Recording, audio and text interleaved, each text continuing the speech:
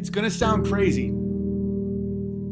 but I was listening to John Lennon's Imagine, one of the worst songs ever made. Like, it's brilliant wizardry, but it's truly horrifying. So we are a people that looks up to God, and we pray.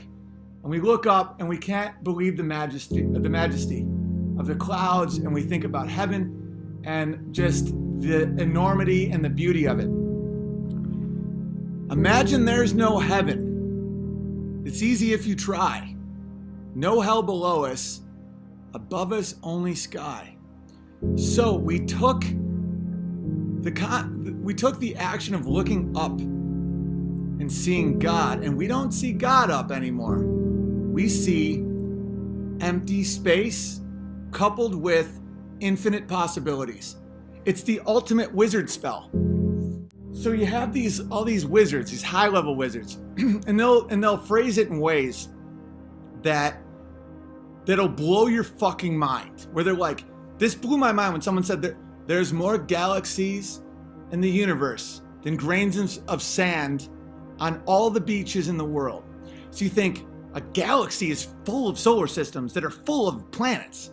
I mean, even if you have a bunch of planets with nothing on there, it's like the odds that there's another planet like us or another planet like, it could be anything, right? In your mind now, it goes infinite. It goes, anything you can imagine is there.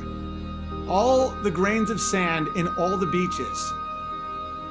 There's more galaxies than that. But it's also completely void of everything. Like the space between it's like 1 light year is the distance that light travels in a year. That's 186,000 miles a second.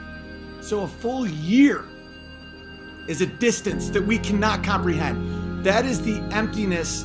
That is an emptiness that you can't wrap your mind around. And space is completely empty. It has no atmosphere, it has nothing. It is the absence of everything. So what does it do simultaneously? What is this generation lost in space with no time left to start again? I mean, it's in the songs. So we look up and we see complete emptiness. Like we are a speck. We are nothing. We are a ball spinning with no direction in a sea of emptiness that we can't possibly conceive of. Nothing is there. But simultaneously, anything you can possibly imagine is up there as well. And so to bridge that gap between science fiction and reality, which is what science attempts to do. Science is wrong more than fucking anything. Watch any movie from the 90s or anything where they're just referencing anything scientific. They were wrong about fucking everything. So to bridge that, you had to put a human being up there. You had to blow people's fucking minds. You had to merge those two ideas, right? So you have the ultimate wizard spell. Infinite emptiness, infinite possibilities, right? You put it in the same place people used to look at God with. It's brilliant and evil. Okay, we're thinking about terraforming Mars. Mars is a red version of the moon. It's just as empty. There's no atmosphere. It's way farther. Way harder to get to, apparently. It's just red. And it's full of dust. And nothing's there at all. But yet now everyone's like, gotta get to Mars. Right? So people are like, okay, we can terraform Mars. We can alter the atmosphere. No one's doing that to fucking Greenland. No one does that to fucking Alberta. You know how much land on Earth? Earth is designed. Earth is perfect for human life. The amount of oxygen and carbon and all that. What are we saying? We are killing our Earth. We are killing it, and us being here is ruining our mother. Carbon emissions this will be uninhabitable, so we will have to go to Mars. Mars is hostile to all life. Mars, you can't take one breath without instant death. Mars is not capable of having any human life on it without, even theoretically, if it's even possible, an unimaginable amount of technology and engineering to keep you alive as you're in this horror of a landscape. We're like, our temperature may go up 1 degree in the world, in the sea level, and we must go to Mars, and that's a dead end. We have a giant Earth, and we can do amazing things here, and it's designed for life, but yet we're already not looking at it. We're done with it. We've ruined her. We've raped and murdered and sacrificed.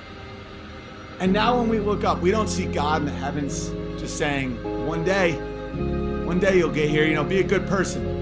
You look down, you don't see hell, you don't see Jimmy Savile, all the people that fucked up that are now burning in hell. No, they took away our connection to everything.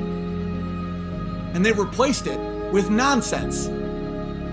Infinite vastness and infinite possibilities, and none of it you can ever accomplish. That's the ultimate fucking psyop. It's like, it's perfect and evil as fuck. Just believe. Do you question science? Do you question science? How the fuck would you make Mars livable? Why haven't we tried to make the moon livable? And why don't we focus on the Earth that's unbelievably livable? We're just so enamored with these fucking wizard priests that don't know shit about science. I know more about science offhand than some of these wizard priests. It's like, they'll just try and blow your mind with like things that you can't imagine. It's like, on Venus, the atmosphere is so dense that 2-mile-an-hour wind would knock you right off your feet because of all the density of the atmosphere. And it gets 400 degrees, and it's like, who gives a fuck? We're not going. We're not living there. It's impossible to go there. We can't get back to the fucking moon, apparently. We never went to the moon, guys. We never went to the moon. And there's a reason these lies exist. It's to keep their eyes in that shit, that just fucking nonsense. Infinite emptiness, infinite nihilism. The amount of empty, just random, hopeless, black, coupled with anything you can imagine. How the fuck is that not a psyop? And then you couple that with the fact that all evidence says that we never went to the moon, and that NASA just endlessly lies. It was started by an SS Nazi who was best friends with Walt Disney. They said they no longer have the technology. They erased all the tapes, and no other countries ever went to the moon. How can you believe that?